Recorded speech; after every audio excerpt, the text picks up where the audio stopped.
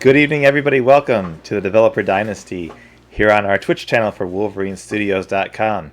We're talking Draft Day Sports College Basketball 2021 tonight in what will be our final Developer Dynasty video of the series, because the official launch for Draft Day Sports College Basketball 2021 will take place this Friday. So we will have the game available in full from our website, as well as on Steam, and there will be the free demo as well Friday. That also means that time is almost out now if you want to pre-order the game. So if you want to get in on the pre-order and grab the final builds of the beta and play them over the rest of this week, you can do that exclusively at WolverineStudios.com. All of the instructions are in the web store. Hey, GM Games Chris, he's in here.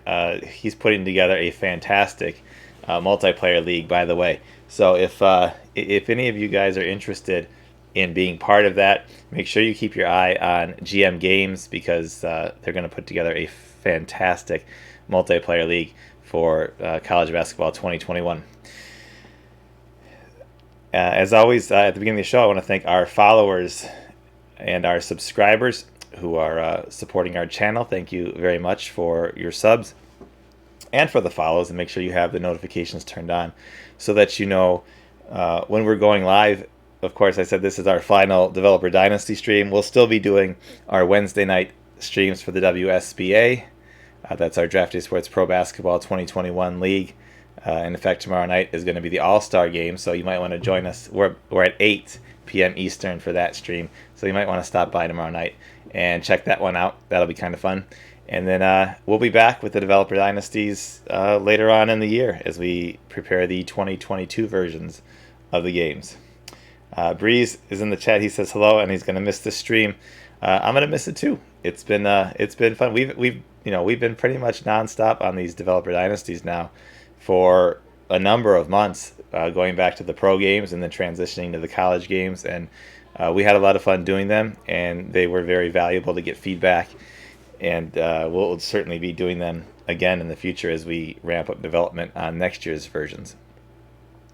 So a couple of things I want to cover tonight in our final stream here. One of them is something that's working in the latest build, is the ability to import a 2020 league.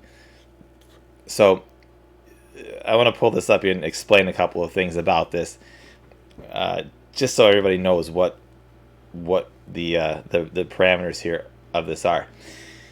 There have been changes in the game in 2021 versus 2020 in terms of the league structure, as well as some graphical changes. So if you want to continue your league that you started in college basketball 2020, you can do it, but there's going to be some changes that get made to it, and some changes you'll have to make as well, most likely. Because I assume most people are using the mods that are out there, so you're going to have to do a little bit of work if you want to import. But we've been testing it, and it's been working so far, so it should be good to go here for the final release. What you're going to do is you'll bring up this option from the main menu, and you'll choose continue, and you're going to go through your computer and find out where your save file is for our 2020. When you bring this in, the save file must be on that May 1st date in the league. It has to be, which is the buy report stage. It's the first day of the new game year.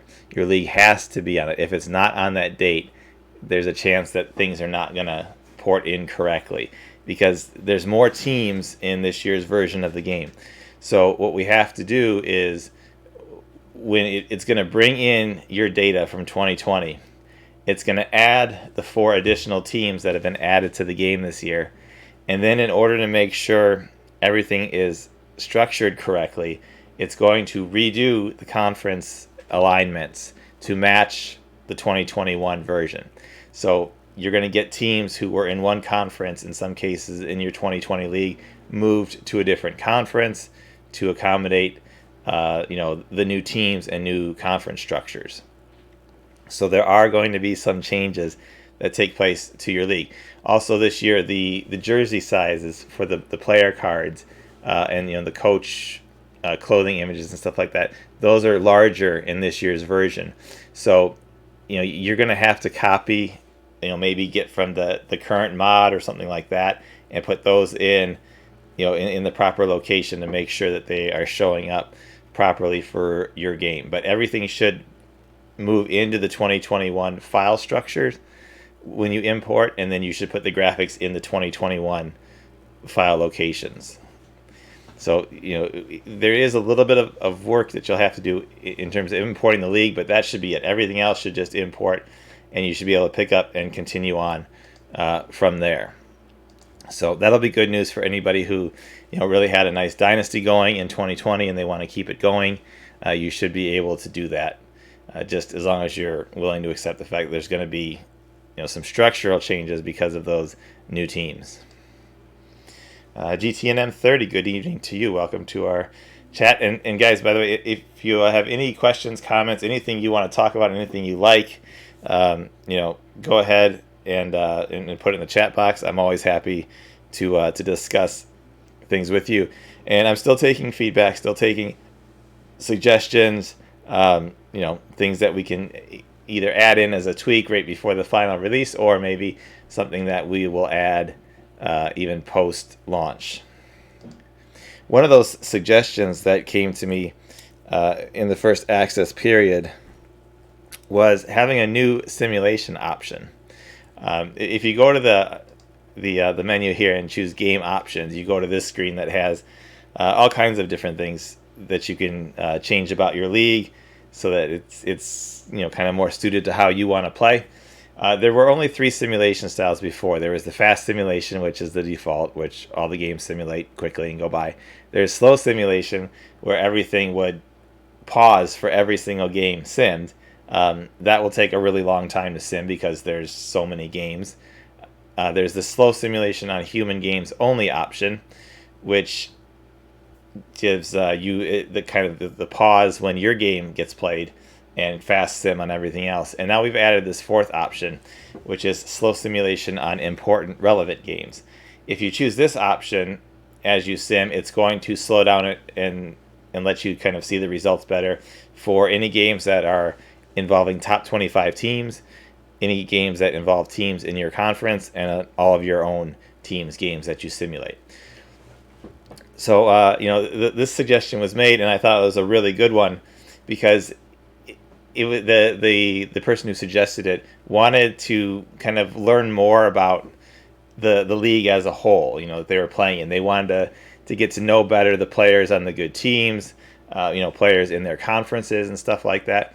So, when they went to simulate this, as it stops on the better teams and stuff like that, you'll get an opportunity to, I'll sim one day here, to see, so this is the number 1 team, so it's a quick pause. The number 6 team, a quick pause, so you can see kind of who the leading scorers are, for that game, for that team. You get used to seeing some of those names, and then as the games go through here that are not conference games or top 25 games or my own games, they'll go by quicker, and you can kind of catch here and there maybe a guy or two, but those games aren't as important, and you're not really going to learn about. I mean, I don't know if you really care, you can obviously go the slow simulation route, and it will slow down for every single game. But if you use this new added feature, it will show you, as I said, the ranked teams that are in your conference or your own team, and kind of the pause to see the stats better, and everything else will go by quicker. So I thought that was a really good suggestion that was made in our forums during first access, and it's something that adds. I mean, that was not a difficult add. It was not time consuming. It was just one more option to choose from on there. So things like that. I'm always looking for little suggestions like that we can, make a change and really, add something more to the playing experience for everybody. Just, something like just a small change like that. Chris says this will be handy for streaming as multiplayer league. If you do, Chris is, if you're interested in that multiplayer league, he's talked about that they're going to be filling up quite a number of teams in there. So that might slow down the simulation quite a bit because you'll have so many teams that are human owned. But certainly for a solo play option, I think that's really nice to have that as an option. And Mace, that's a new name for me. Welcome to our stream. He says he was scouting a player, and one day it said never takes jump shots. Day 2, it said primarily a jump shooter. Is this a bug or my scout's bad? It's with the scouts for sure that when they're scouting the games, let's go over to recruiting so I can kind of talk about that. When the scouts are watching the game tapes and scouting the games, they're giving feedback based on that one game tape that they're watching. Or, if you went to Scout Live, they're giving feedback on that game. So maybe the game they scouted, he didn't shoot any jump shots. And then the next game that they scouted, the next time you watched film or something, he took a lot of jump shots that game. So that's why you want to keep watching tape on players and keep getting that feedback, because you kind of get a stream of notes there, and it's up to you at that point to discern from that huge list of notes what the guys really are. And that's always been one of my favorite things here in the game, is that it gives you a lot of clues to what the truth of something is, but it doesn't give you the actual truth there on the screen. You've got to go and dig a little bit. So like I pulled up this recruit card for Jamal Perry here, and 3 times in talking to his basketball coach, I get the note that he has a tremendous work ethic. So that gives me a pretty high level of confidence that he's going to be a hard-working player, because I continue to hear that from his coach. It's replicating you calling his high school coach every week, how's he doing, and because he has such a great work ethic, that coach is always wanting to put that in there for him, put that out there to let you know that if you bring this kid into your school, he's going to work hard for you. So these recruit notes, they're very important. And they are repetitive sometimes for a reason, and they are opposite of each other, or contradictory to each other sometimes for a reason, because that was the feedback that they got that time. So you go through and you look, and if you see 5 or 6 comments about he shoots a lot of jump shots compared to 1 that he doesn't shoot any, you can kind of be more confident that he is going to be shooting jump shots, because it's just that one game maybe that he didn't. Random Task says, not sure if we've already covered it, but does Scouting Live generate interest from recruits? It does. The recruit does know that you or your representatives have showed up for his game, so it does generate some interest in there, because there is an appreciation that you came to his game. So yes, doing the live scouting option does not only give you feedback in terms of watching that game, it gives you the opportunity for the recruit to gain interest in you because you came out and showed interest in him. One thing I was working on today on the recruiting screen here is fixing up the ratings here to match the player cards. Prior to this screen was only showing A, B, C, D, F, or nothing if you hadn't gotten any data on it. Now we've updated this screen to show that the pluses, C pluses, B minus, stuff like that, so it should match up with the recruit player card. And I think that's the addition of kind of expanding this range here on the recruiting screen, I think has also been helpful in this year's version, because it's helping to distinguish players. Before, if he's a B plus, he would have been rated a B. So I mean, and a C minus would be the same as a C or a C plus. So now everybody who was a C, you can kind of distinguish now into the C minus, C plus category and stuff like that, so that it gives you a little bit more detail, because that detail is available on the player cards when you do go to pull that up.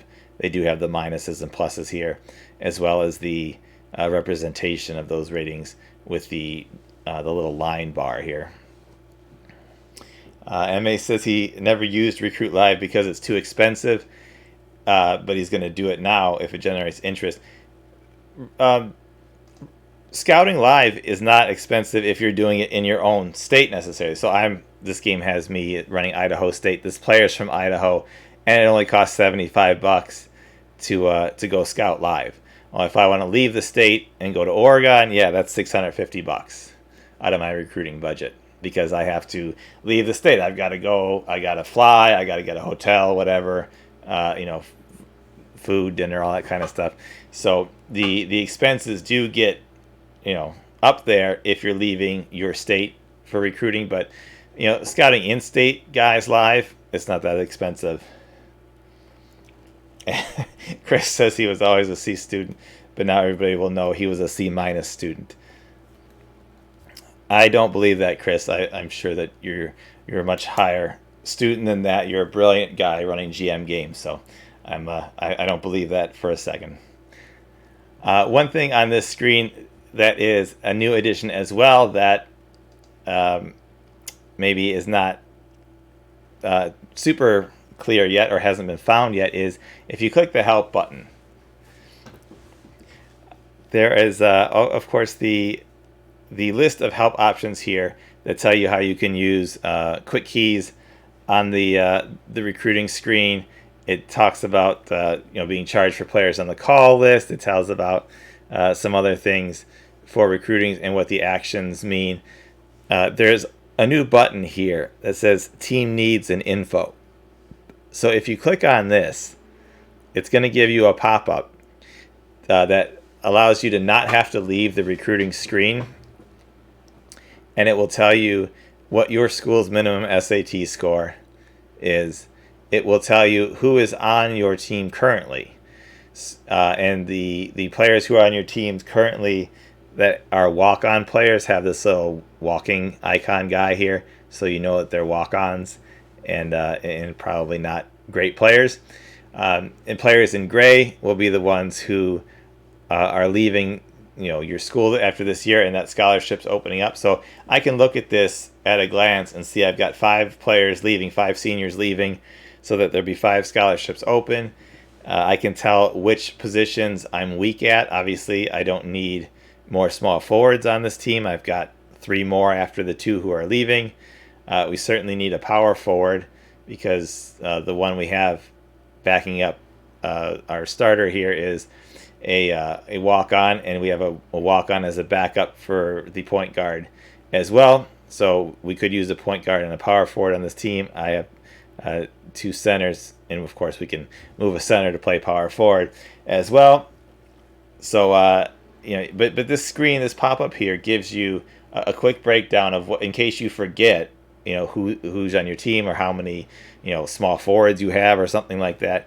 You'll be able to see everything for your roster breakdown, where your walk-ons are, who's graduating, who's coming in, and it's a really useful page for that. So again, if you want to get to that, you click the help button up here, and then you click Team Needs and Info, and that's going to give you that pop-up with all that information.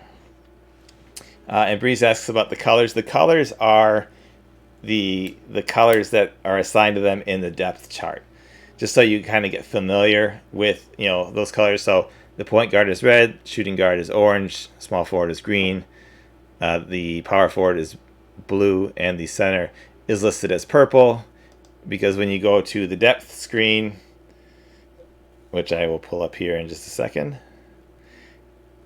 it will be the same color coordination here: red for point guard, orange shooting guard, green small forward, blue for power forward, and purple for center. And the same thing when you click one of these to choose them, because you're going to assign that position, in the matrix.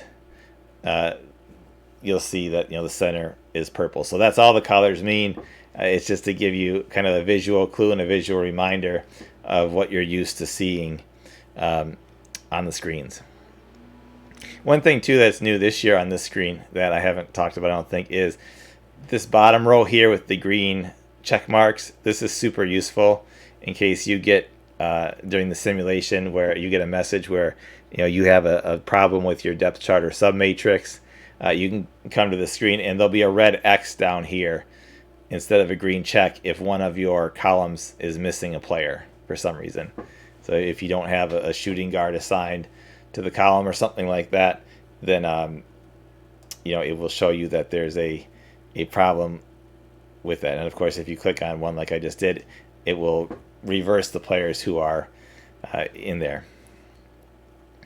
Another small but helpful change that I was working on today is on the coach assignments page. In the past, this page was a little bit clunky because when you would choose an option for a coach, it wouldn't necessarily undo and fix the other coach who had that job. So if I wanted Justin Lampley to be in charge of scouting, in the past, if I clicked the scouting button, it would just take it away from the second assistant coach, Jamar Bowman, and then you'd have to click the recruiting tab for him to assign him to the job that's open, which is recruiting. Now it'll fix it automatically for you. So no matter who you're choosing, what job you're choosing, for them, it will assign the open job to the guy that you just took the task away from. So that should be just a small thing, but it's something that's, I think, useful and helpful to everybody, just to speed things up a little bit. Blazer Taz, welcome to the chat. Blazer Taz, he asks, what does the AI use to decide on depth chart when asked? If you go to, we'll go back to the depth chart screen. If you use the AI suggest all option, that will suggest the depth chart and submatrix for you. If you use just the AI suggest matrix option, it will suggest just the based on the depth chart you have. So if you suggest all and it's going to reset the depth chart for you, it's going to do that based on what it feels the best combination is based on the player ratings. So I mean, it's going to do a good job of setting it for you if you choose to have it done that way. But otherwise, it's just using the player ratings that it knows based on your coaching staff. It's basically just saying if the AI was running this team based on the coaching staff, based on the ratings that they've assigned to players, how would I set the depth chart up? And that's what it would do.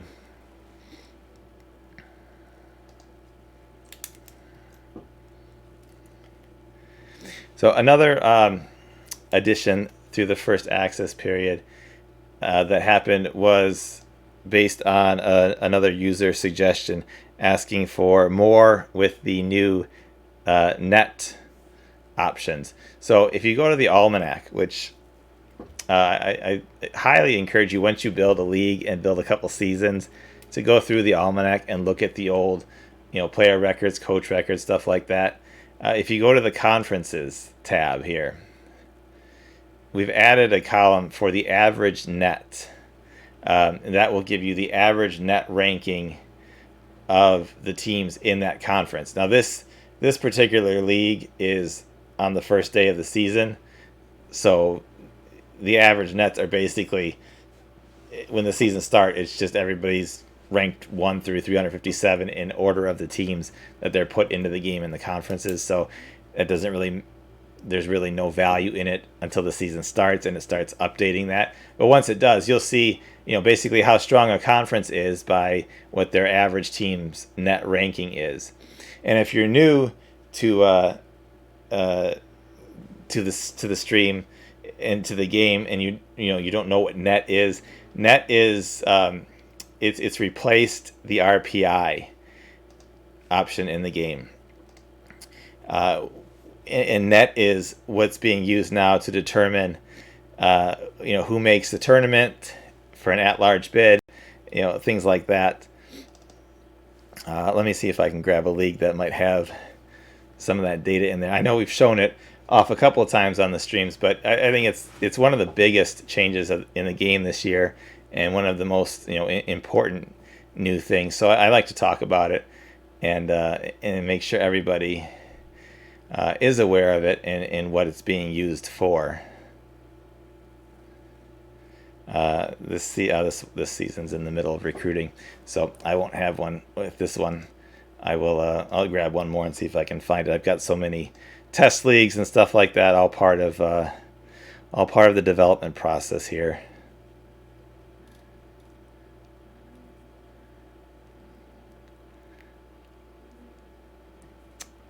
Let's see. We'll grab one and see if we can get lucky with it. Other than that, though, while we're loading, if there's any final comments or questions by anybody, I'd be happy to take them in the chat here. GM Games Chris says, before the stream wraps up for good, how far does Michigan go in the tournament? I love what Juwan Howard's done with Michigan. I mean, I think they can win it all. And I that's not a homer pick in me, because I'm always typically cautious with them, but they just look so good. And I really hope they win it all. It would definitely be a really exciting tournament for me personally to watch that. That's probably who I'll be choosing in my brackets to win it all. There's certainly some other really good teams out there, but I really like what Howard has done and what he's built so quickly there. And they play so hard. They have so many options, so many ways to hurt you. And they've proven that they could beat the good teams over the course of the year. So I like Michigan's chances. Blazers has asked, do I actually play the game? If so, how do I, and what settings do I use? I wish I could play the game more than I do. Typically when I play, I like to start as a smaller school. Typically, I'll take one of the teams from Michigan. If I'm using the real world mod or something, I'll use Oakland or maybe Central, and then I'll try to work my way up to Michigan, and see if I can take over at Michigan eventually and stuff like that. That's kind of my favorite way to play. Give me a challenge with a smaller school. And build that up. And Random Task asks, is there a way to switch coaches? Like, as much as coach grows old, can I retire and take over another coach? That's a great question. There is the option to do just that. If you go to your office screen, on the day of I think it's the day of when you look for a new head coaching job for yourself in the off season, there's a note at the top of the screen. I'm pretty sure it's that day. And it will tell you that you can go to the office screen, and there'll be a button that appears down here on that particular day that will let you retire your current coach and create a new coach and keep your dynasty going forward. So you don't have to restart, but you can restart inside of that dynasty with a brand new coach. And then you can search for a job on that day, and then your old retired coach will be part of the coaching tree that you can go in here, and you can always check out the coaching tree and find which coach ever it was, who all of his assistants were. So all of your history will still remain in the game from being that coach. And you get the opportunity to take over, to create a brand new coach at that point. I'm pretty sure I said it where you can only create a new coach and not take over an existing assistant. It's been a while since I looked at it, though. But I'm pretty sure that it's only creating a new coach. But at least, you don't have to restart your season then. You've built up all that history. You can keep it going and just keep rolling from that point. And again, I really encourage you guys. Obviously, you spend so much time recruiting and playing and stuff like that. Take some time and go through things like the coaching tree, the almanac, the tournament screen, and see who all the current tournament champions are from the prior season. Click on the school information screen, and just spend some time looking and going through all of the championships they might have won in the past, and all of the great players who might have won an award from your school or any other school that you want to look at. There's so much data and information stored in the game that you can spend hours just looking through that stuff. And it's not just obviously the meat of the game is the recruiting and the coaching and stuff like that, but there's so much historical data that's stored. And I get people who ask me, why can't you put these games on on Android or iPhone or something like that? There's no way. You would lose all of that, what makes the game special. It's just that data, that historical context where you can go back and just look through and see what's happened in all of the hours and hours and hours you've spent playing the game. And I've said it before, I don't think we have any game that has more hours logged by people than our college basketball game. And the history logging part of it is such a big part of that, because you can go and you can get lost in all of that, all of those old seasons, remembering old players, things like that. It's just, I definitely want to make sure that you're not skipping over the historical data that's kept for the game. So that's going to wrap it up for the Developer Dynasty series here for Draft Day Sports College Basketball 2021. I want to thank everybody who has come to the streams, especially there's been a handful of guys who have not missed a single stream of our Developer Dynasty series, and that's awesome. That's amazing. I certainly thank those guys so much. Huge shout out and thank you to our mod community, who right as soon as First Access started, NCAA Hoops. He's a community member. He had the first draft of his mod out there. I know there's other people who are contributing different things. Those guys, such a huge service for the game. The guys like Point Guard, who are constantly on the forums helping people out. If you're new to the game, join our forums and talk to guys like Point Guard and Wayne and NCAA Hoops and Slybell and Coach C and some of these other guys. Talk to them on our forums. They have years of experience, and they are so willing to help new players get into this game. Our community is just amazing around our college basketball game. All of our games, really, but it's especially special for the college basketball game. And like I said, GM Games Chris, he's a huge supporter of what we do. He's got a league, an online league that's going to be starting up, so I definitely suggest you check that out. And again, last call for anybody who wants to pre-order and get that discount, get that complimentary Steam key. You've got till Thursday to do that. So don't delay. Don't forget about it. Don't put it off. Go to WolverineStudios.com right now.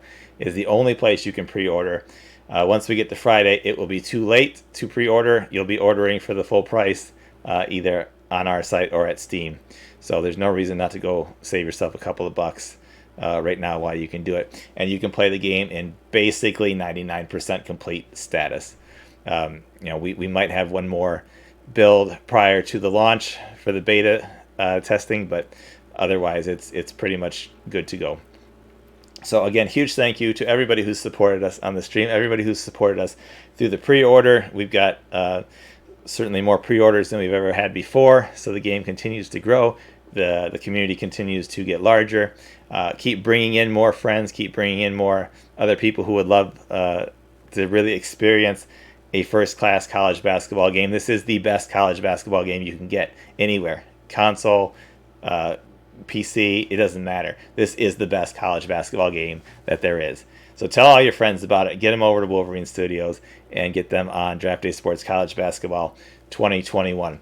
Thank you so much for all of your support and all of your viewing of our Developer Dynasties. I hope you enjoy the game as much as I do. This is, I love getting this game out every year in March. March is such a great month for college basketball, especially.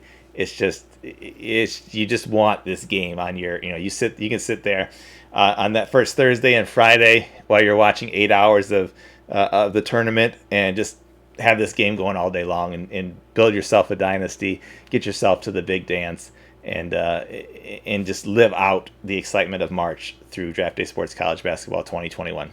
So thanks, everybody. This will be the end of the Developer Dynasty, and we'll be back much later this year with Developer Dynasties for our 2022 versions, as we will look to do things even bigger and better next year. But right now, you got the best college basketball game on the planet waiting for you at WolverineStudios.com. Thanks, everybody, and have yourself a great week. Hope to see you at our other streams. And after that, take care.